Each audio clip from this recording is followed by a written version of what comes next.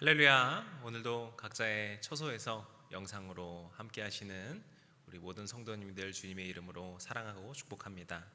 오늘도 우리가 주님의 말씀으로 나아가며 그 큰 은혜 누리는 귀한 시간이 되었으면 좋겠습니다. 우리 다 같이 먼저 사도신경으로 신앙 고백하시면서 오늘 예배를 시작하겠습니다.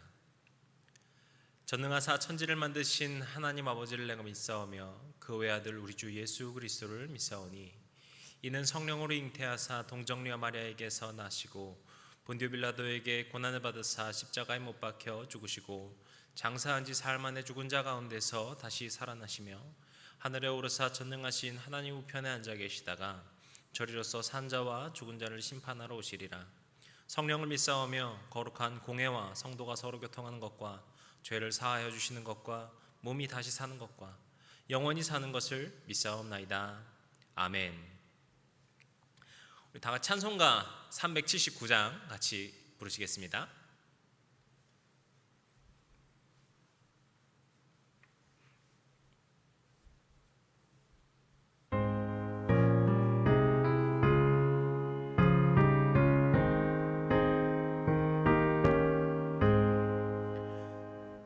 갈 길 멀고 밤은 깊은데 빛 되신 주 저 본향집을 향해 가는 길 비추소. 내 가는 길 닿지 못하나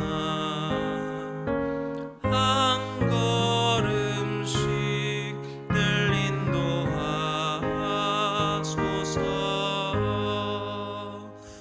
이전에 방탕하게 지낼 때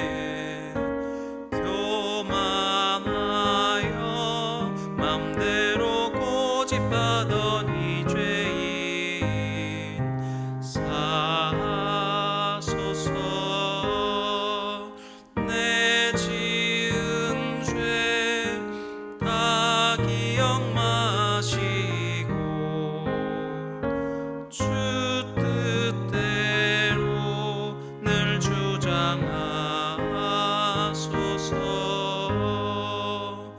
이전에 나를 인도하신 주 장래에도 내 앞에 엄선 출령 만날 때 도우소서. 밤 지나고 저 밝은 아침에 기쁨으로 내 주를 만나리.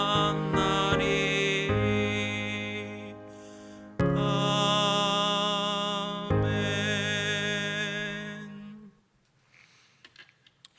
이제 우리에게 주시는 하나님의 말씀 함께 보도록 하겠습니다. 오늘의 말씀은 욥기 2장 1절에서부터 10절까지의 말씀입니다.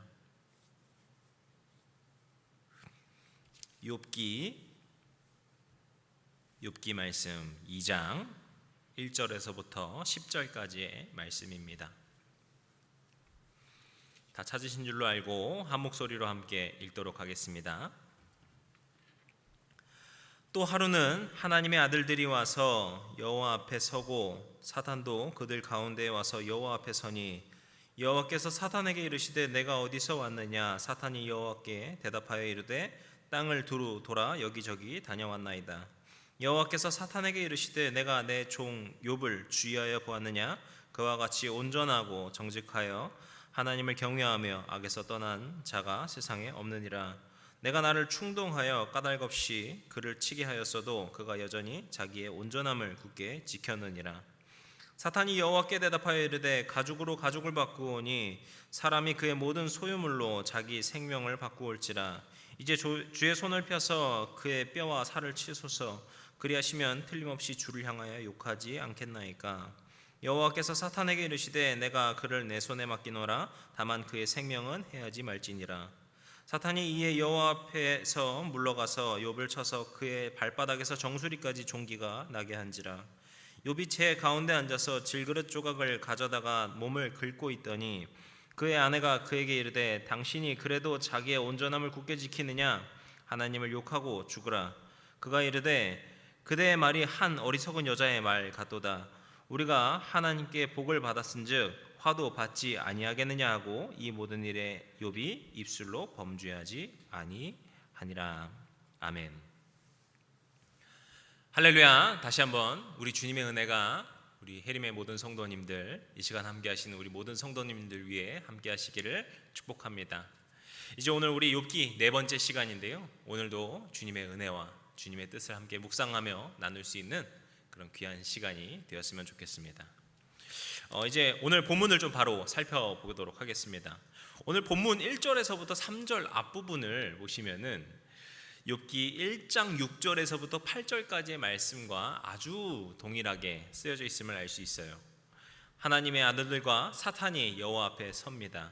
그리고 하나님께서 사탄에게 욥을 칭찬하시면서 대화가 시작되죠. 이 부분이 앞서 1장 6절부터 8절까지의 말씀과 똑같으면서 딱 하나의 차이가 있는데 앞에 또라는 단어가 있는 것입니다. 이것은 매우 욥에게는 두려울 수 있는 암시 있는데요, 바로 욥에게 앞서 일어난 그 시련이 다시 반복된다라는 암시입니다. 그리고서 하나님께서 욥이 그 시험 가운데서 자신의 온전함을 지켰다라며 칭찬하시죠. 하지만 사탄은 다시 욥을 참소하기 시작합니다. 자신의 모든 소유물을 잃었을지라도 그것이 그의 신체, 건강, 생명보단 귀하지 않다. 그렇기에 욥이 자신의 건강을 잃고 고통을 당하게 되면 그제서야 하나님을 욕할 것이다 라고 참소합니다. 그래서 하나님께서 다시 그 시험을 허락하시고 이제 다시 욥에게 또 다른 시련이 찾아오게 됩니다. 그의 온몸에 종기가 납니다. 여기서도 보시면 발끝부터 정수리라고 하죠. 몸의 어딘가가 아니라 정말 말 그대로 온몸에 종기가 난 것입니다. 그 종기가 얼마나 심했는지 도자기 그릇, 질그릇을 가지고 와서 몸에 피가 나도록 긁어야만 그 간지러움을 가실 수 있어서 그렇게 살아가는 상황에 처하게 된 것입니다. 참으로 잔혹한 일들이 계속해서 욥에게 내려진 것을 알 수 있습니다. 지난주에 우리는요, 욥이 모든 소유를 잃게 되었던 이야기를 나눴는데요, 그때 우리는 이런 상황 속에서도 어떻게 믿음을 지킬 것인가 라고 하는 질문을 해야 한다고 했습니다. 그리고 이런 관점에서 욥은 너무나도 아름다운 고백으로 자신의 믿음을 지켰음을 지난주에 저희가 함께 이야기했습니다. 그래서 이런 어떤 이야기의 흐름, 욥의 상황의 흐름을 보면은 이제 욥의 인생이 다시 회복되고 뭔가 앞으로 앞길이 창창해야 할 것 같은데 정작 그에게 처한 현실은 온몸에 종기가 나는 것이었습니다. 그렇게 이 모든 일은 욥에게 너무나도 가혹한 것이 아닌가, 혹독한 것이 아닌가라는 생각이 듭니다. 이런 상황에서 욥의 아내가 이제 어떤 분노에 찬 발언으로 이렇게 욥에게 말합니다. 9절 말씀이죠. 그의 아내가 그에게 이르되 당신이 그래도 자기의 온전함을 굳게 지키느냐? 하나님을 욕하고 죽으라. 이런 아내의 말을요, 우리가 신앙인으로서 보면은요, 저렇게 말해도 돼? 싶을 수가 있어요. 그리고 이런 아내의 말은 마치 욥이 지금까지 살아왔던 그의 그 신실한 신앙의 삶을 부정하는 것 같아서 우리가 그냥 이렇게만 보면은 참 안 좋게 들릴 수도 있습니다. 하지만 우리가 욥의 아내라는 어떤 그 시선에서 보면은요, 욥의 아내가 정말 욥을 사랑한 만큼 이 시간이 더 고통스럽진 않은가 이런 생각이 듭니다. 자신의 남편을 너무나도 사랑했기에 그의 고통을 곁에서 볼 때 너무나도 안타까웠을 수 있는 것이죠. 그저 남편이 싫었거나 했으면 그냥 도망쳤을 수도 있지 않겠습니까? 하지만 이 모든 상황 속에서도 곁에 서 있는 모습에 이 아내의 마음은 그런 것이 아니었는가 생각해 됩니다. 이것은요, 그냥 저의 상상으로 하는 이야기가 아니라 구약 성경을 헬라어로 번역한 그 70인역이라고 하는 성경에서 보시면은 이런 그 아내의 입장을 대변하는 첨가가 또 들어 있는 것으로 아내의 생각을 또 우리가 상상해보고 묵상해 볼 수 있습니다. 하지만 지금 우리는요, 이 아내의 말이 어떤 의미인가, 이것이 옳은가 틀린가 이런 부분이 아니라 아내가 어떤 부분에서 분노하며 속상해했는가를 우리가 조금 더 묵상해 봐야 됩니다. 그 아내의 말을 다시 한번 살펴보면은 무슨 이야기에 아내가 속상해하며 분통을 터뜨리고 있죠? 욥이 자신의 온전함을 굳게 지킨 그 행동에 대해 분노하였습니다. 그래도 자기의 온전함을 굳게 지키겠느냐라는 질문이었습니다. 그리고요, 이렇게 딱 집었을 때 이미 눈치채신 분도 있으실 텐데, 욥에 대한 표현, 지금까지 욥에 대한 표현 중에서 계속해서 하고 있는 말이 무엇인가 하면 바로 온전함입니다. 하나님께서도 욥이 시련 가운데 하나님을 원망하지 않았다며 사탄에게 정말 칭찬하며 말씀하실 때, 그때 욥에 대해서 하신 말도 자신의 온전함을 굳게 지켰다, 이렇게 이야기합니다. 그리고 아내가 욥에 대해서 말할 때도 당신이 왜 여전히 이 온전함을 지키고 있습니까? 라고 물어보았고, 이미 1장 1절에서부터 욥에 대해서 이야기할 때 그가 온전하다라는 이야기를 꼭 붙이고 있었습니다. 이렇게 오늘 본문 중심에 있는 이야기는 바로 이 온전함에 있다라는 것을 우리가 알 수 있습니다. 그래서 오늘 우리가 이 말씀을 나눌 때 이 욥의 온전함이 무엇인가 우리가 함께 나누려고 합니다. 욥이 시험과 고통 가운데에서도 끝까지 붙들고 지켜왔던 그 온전함, 그리고 하나님께서 욥에 대해 칭찬하셨던 그 온전함, 또 아내가 슬픈 마음과 분통한 마음을 가지고 저버려야 된다, 그냥 저버리라 라고 이야기했던 그 온전함이 무엇인가, 그리고 이것이 오늘 우리에게 주는 말씀이 무엇인가, 이것을 우리가 함께 말씀을 통해 나눌 텐데, 우리 삶에 욥의 온전함을 묵상하며 하나님의 뜻이 무엇인지 구할 수 있는 그런 시간이 되었으면 좋겠습니다. 이 온전하다라고 하는 말은 히브리어로 탐이라고 하는데, 이것이 원어의 의미 그대로 번역하면은 어떤 완전하거나 완벽한 상태, 영어로는 complete 아니면 perfect와 같은 그런 의미로 볼 수 있습니다. 그런데 이것을 사람에게 딱 빗대어서 말을 하게 되면은 도덕적으로 완전하여서 흠이 없는 사람을 그렇게 말을 합니다. 우리 지금 말하는 어떤 완벽주의자 이런 것이 아니라 정말 도덕적으로 흠이 없는 사람을 말할 때 이 탐이라는 표현을 쓴다는 것이죠. 여기서 이 도덕적이라는 의미를 사용하고 있는데, 이 하나님의 백성으로 갖춰야 될 그 중요한 품성 중에 하나가 바로 이 도덕성이라는 것입니다. 우리가 욥에 대해 처음 나눌 때 욥의 선함에 대해서 계속 나눴었는데요, 그 중에 제가 크게 언급하지 않고 스쳐 지나간 부분이 있습니다. 그것은 욥의 아들들이 생일 때마다 자기 집에서 잔치를 베푼다는 것인데요, 이스라엘에서 잔치를 베푼다는 것은 뭔가 가족들이 모이고 뭔가 초청장을 보내가지고 이 초대된 사람들이 모여가지고 잔치를 하는 것이 아니었습니다. 그 주변에 있는 동네 모든 사람들, 가난한 사람들, 힘든 사람들이 모두 모여가지고 그 기쁨을 나누고 잔치에 참여하는 것이었습니다. 이것이 우리나라에도 좀 비슷한 풍습이 있죠. 우리나라에서도 보시면은 옛날에 이 결혼식이라던가 하는 그런 큰 잔치가 열리면은 이 어떤 부잣집에서는 이 잔치를 열게 되면은 사람들이 모두 모여서 그 잔치에 참여하지 않습니까? 이렇게 욥과 그 가족들에 대해서 우리가 알 수 있는 것이 무엇입니까? 그 아들들이 생일 때마다 잔치를 열었다는 것은 그들이 다른 사람들을 베풀 줄 알았다는 것을 알 수 있어요. 그래서 욥에 대해서 1장 1절에서 말할 때 동방 사람 중에 가장 훌륭한 사람이라고 말을 하는데, 이것은 그 지역에서 칭찬받고 존경받는, 사랑받는 사람이었다라는 것을 이야기한다고 저희가 첫 강해 때 이야기를 했었죠. 우리가 그리스도인이라는 사실은요, 세상은 나 몰라라 하고 세상은 어떻게 하는지 모르겠는데 그저 나만 정직하다고 생각하면 돼, 나만 뭔가 괜찮다고 생각하면 돼, 이것이 아니라 우리가 어디에서든 도덕성, 어떤 그 품격을 가지고 있는 것이 정말 중요하다는 것입니다. 제가 이것을 느낀 것이 또 다른 경험에서 있는데, 제가 참 좋아하는 목사님 한 분이 계십니다. 그래서 제가 목회자로 이제 결단하면서 신학을 시작하기로 결정했을 때 그 목사님 이제 찾아뵙고 이렇게 인사를 드린 적이 있었는데, 그때 목사님께서 이제 사역을 시작하시면은 이 책을 함께 성도님들이랑 나누시면 참 좋습니다라고 추천해 주신 책이 있었는데요, 이제 말의 품격이라는 책이었어요.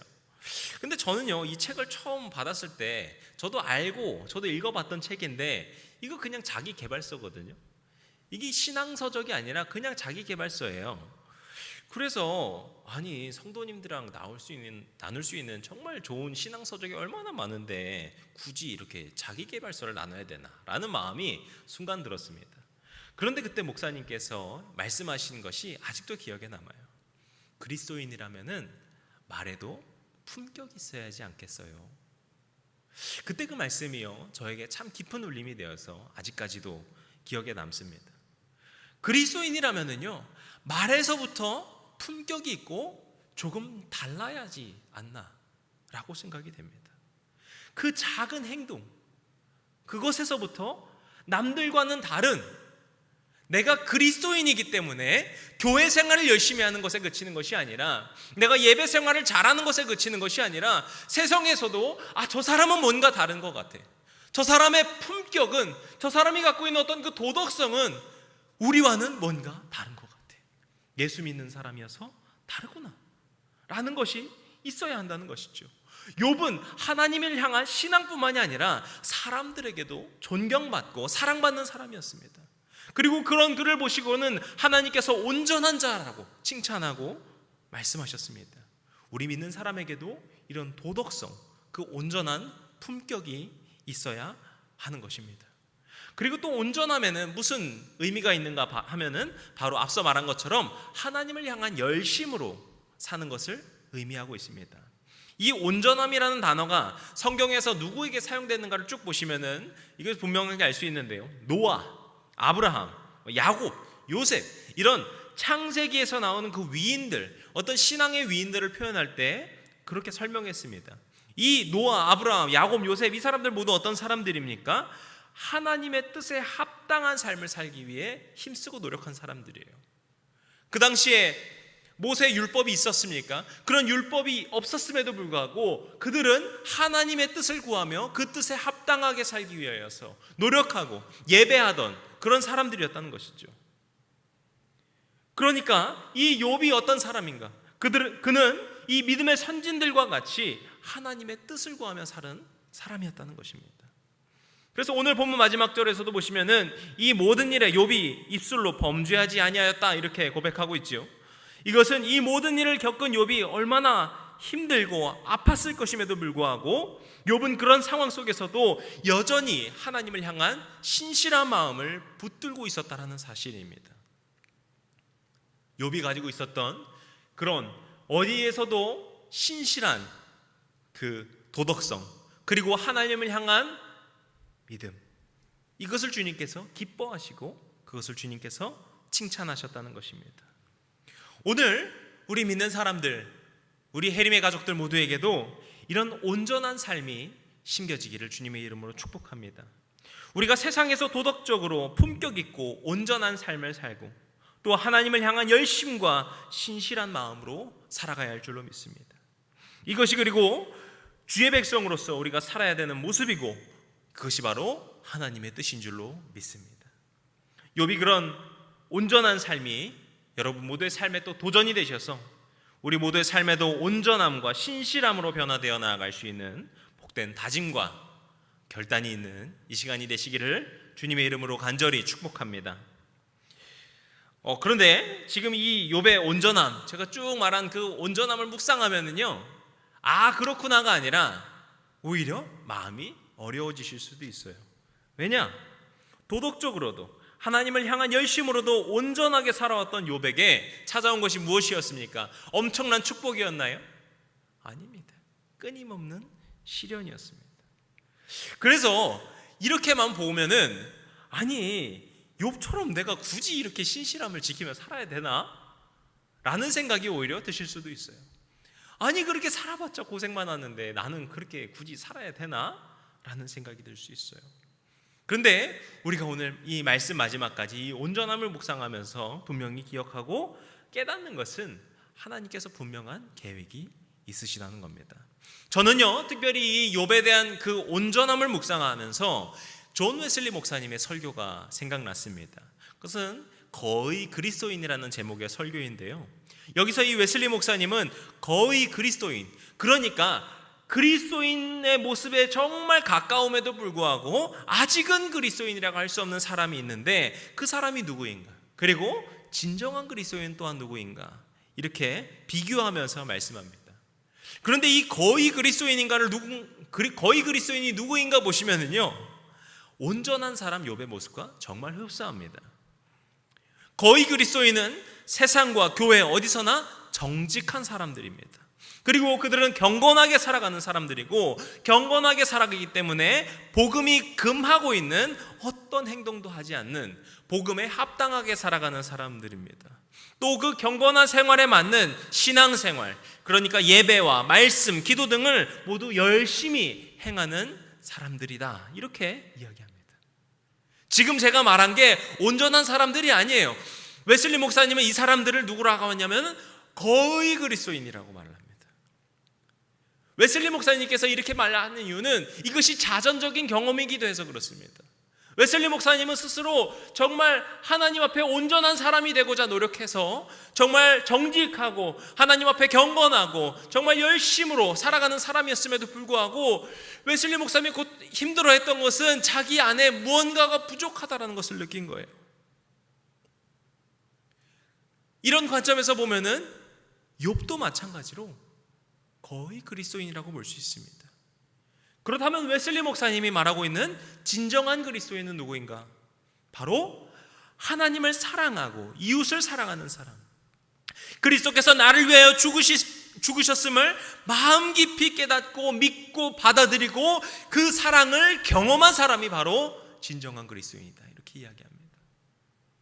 그것이 우리가 5월 말이 되면은 꼭 기념하고 있는 웨슬리 목사님이 올더스 게이트에서 이 로마서 서문을 듣고 있을 때 깨달았던, 정말 마음 깊이 정말 따스함을 느끼면서 정말 주님의 사랑을 깊이 경험하였던 그 경험을 이곳에서 설교에서 이야기한 것이죠. 그리스도를 만나고 진정한 그리스도인이 되는 것은 그리스도께서 이렇다라는 머리로만 아는 것이 아니라, 그래서 이렇게 살아야 된다라고 하는 어떤 행동으로만 아는 것이 아니라 마음 깊이 진정으로 하나님의 사랑을 경험한 사람이어야지 바로 진정한 그리스도인이라고 이야기하고 계신 것입니다. 저는요, 이것이 하나님께서 이 욥을 향한 큰 뜻인 줄로 믿습니다. 하나님께서는요, 욥의 그 온전한 성품과 삶을 기뻐하셨습니다. 하지만 그렇기에 하나님께서는 욥이 그 온전한 사람 정도, 그 거의 그리스도인 정도에 그치는 것이 아니라 그가 완전한 그리스도인으로서 진정한 주의 자녀로서 새롭게 되기를 원하신 것입니다. 그렇다고 이 말이요, 하나님을 만나려면 무조건 이렇게 고생해야 된다는 이야기가 아니에요. 다만 하나님께서 정말 아무 이유도 없이 욥에게 시련을 주신 것이 아니라 이 과정을 통해서 욥의 심령 깊이 하나님을 만나고 하나님의 사랑을 깨닫게 되는 경험을 시켜주셨다는 것을, 그것을 위해서 이 모든 과정이 있었다는 것을 우리가 분명히 알 수 있는 것입니다. 우리가 정말 이 욥과 같이 온전한 사람이 전부라고 하면은요, 우리가 냉정하게 생각하면은 하나님 없이도 할 수 있는 거잖아요. 하나님 없이도 우리 정직하게 살 수 있다, 정말 위인과 같이 살아갈 수 있다라고 볼 수도 있는 것이지 않겠습니까? 하지만 하나님께서는요, 우리의 그 도덕적이고 열심으로 신앙생활하는 그 삶의 모습을 기뻐하시면서도 그것을 넘어서 우리와 함께 교제하기를 원하시고 그 주님의 사랑으로 우리가 가득 채워지기를 원하고 기다리신다는 것입니다.